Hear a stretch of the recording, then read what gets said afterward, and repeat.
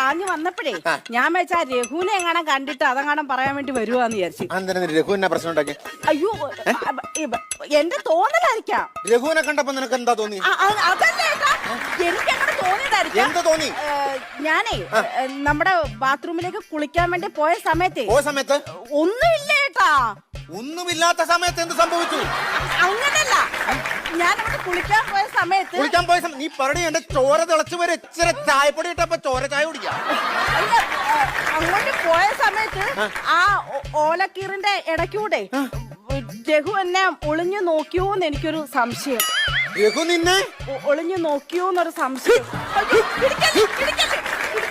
സ്വന്തം ഭർത്താവായി ഞാൻ ഇവിടെ ജീവനോടെ നിൽക്കുമ്പോ എന്റെ ഭാര്യ മറ്റൊരുത്തിന് ഒളിഞ്ഞു നോക്കി. ഇത് ഞാൻ സഹിക്കണോ? എടി നട്ടലുള്ള ഒരാണാണ് ഞാൻ. സഹിക്കണോടി?